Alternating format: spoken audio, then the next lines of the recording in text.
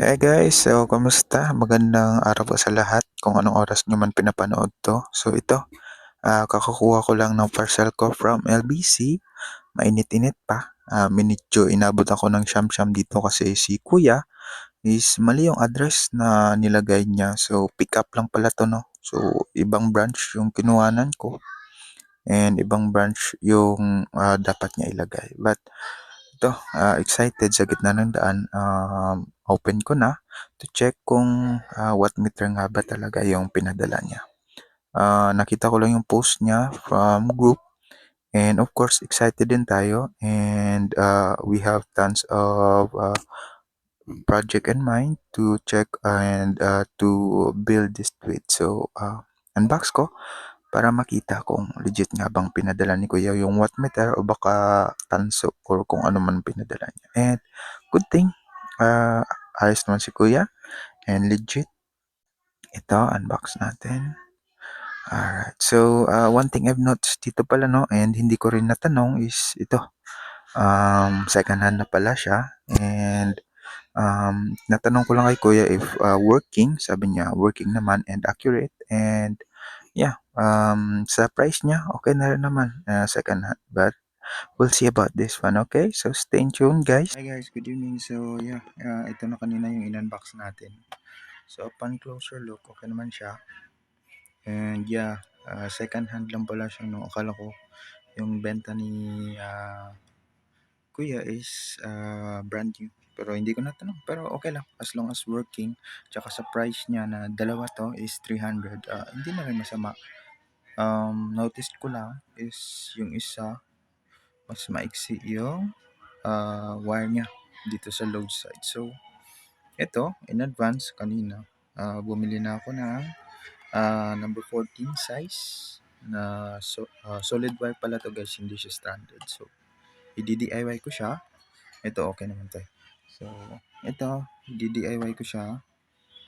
And then, dudugtong ako ng konti para maging kasing haba nito.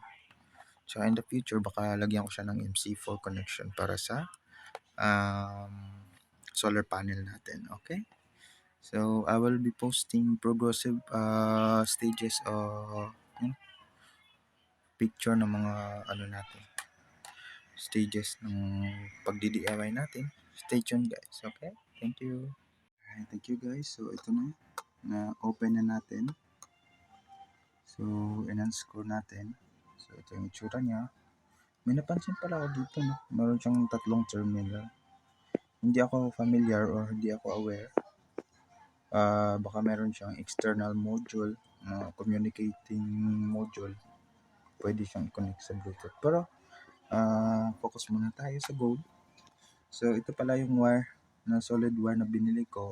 Inikot-ikot ko na siya. Kasi, ang gagawin ko, ito, ipupulupot ko dito.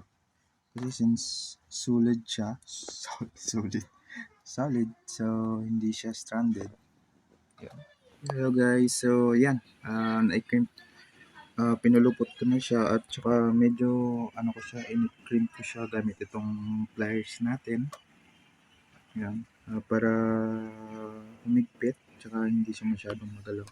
Nagkaroon ng medyo mahaba yung extra kasi nung kinrimp ko siya, nagkaroon ng allowance, kaya yung binalik ko ulit. Pero okay lang yan, at least ito medyo strong na yung grip niya. So basta matatanggal. So we will go ahead and cover this with shrink tube. Okay. Hey guys. So yun. Natin ang shrink tube. Yun. Huwag natin masyadong babad, baka sobrahan sa init. Pektos lang. Pektos lang. Insan. Yan. Compress natin ng konti. Yan. So makikita nyo naman yung wire na matitrace nyo naman yung wire na natin dyan. Pinupulupot. Diba? Yan. Mainit-init pa. Yun. So, dinoble ko pala yung swing tube nito. Bali, nilagyan ko na yan sa loob. Itong pangalawa, black. Para doble. Para mas maganda. O, diba? Mainit-init pa. Okay. So, sarado na natin. And we'll set from there. Guys, thank you so much for being with me. So, with yung DIY natin, with that being done, I also took the liberty na lagyan siya ng kaunting ang tawag nito, allowance. Tsaka ginawa ko na rin yung sa kabila. Nilagyan ko na lang ng kulay pula na shrink tube para meron siyang extension. Diba? Matigas lang siya i-bend kasi solid siya. Pero of course, it will do the work. So, plan ko nito is baka lagyan ko siya ng MC4 connection. Or while in the meantime, gamitin ko na lang muna siya as is. Okay? So, hindi ko pa pala siya na-try. We'll check tomorrow. We'll see if this is accurate. Based sa previous owner, accurate naman daw. But of course, we'll go ahead and check that first hand. And we'll see you from there, okay? Thank you for being with me, guys, okay? Bye-bye! Hi guys, so thank you. So ito na pala yung wattmeter natin. Parallel connection ko dito sa ating solar charge controller. So medyo may variance yung kanilang reading pero dito ako nagbe-based sa wattmeter. So good thing nga pala nung nakaraan, so nilagyan ko dito ng color coding para sa identification ng polarity ng ating wiring. So red is for positive and black is for the negative. Yan. So never mind guys, itong nalusaw na to, ang salarin niyan is yung speaker wire. So dati kasi yung wiring ko from a panel to solar charge is speaker wire lang.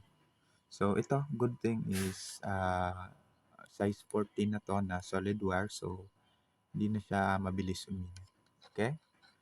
So on the other side nga pala nito, I took the liberty na alligator clip or ano ba tawag dito. Ito na lang yung ilagay ko. Kasi ang downside ng wattmeter nito is every morning, kailangan siyang i-reset. Kasi every morning at sunrise, ito yung makikita mo na itsura niyan. I-clip ko na lang. So, ito, nilagay ko to para madali siyang ma-reset. Paano nga ba i-reset? Simple lang naman, i-on and off mo lang siya kung meron kayong breaker. Or in my case, ano ko lang, i-detach ko lang siya, i-unplug and then plug again or connect and disconnect. Yan, reset na siya, power reset. So, baka masabi nyo na expose yung terminals na to, baka mag-short. So, hindi naman siya basta-basta guys na nag-short kasi yung body niya dito is mas mataba. So, ito rin yung kusang pumipigil na mag-short yung dalawang yan. Unless, persahin mo talaga na i-clip to. Hitin yan, palapit sila. So, yan. There you go. Tapos na yung pag-modify ng ating wattmeter. And thank you so much guys for sharing your time with me. And I hope may natutunan kayo sa munting video natin. Nga pala, yung isang wattmeter, ginawan din natin ng separate video on how to equip that with MC4 para ma-connect natin sa ating mga solar setup na merong MC4 connectors. Okay? So stay tuned guys sa ating channel. We'll be uploading the videos about that tutorial. And of course, if you find my videos helpful, I hope you will subscribe and leave a like.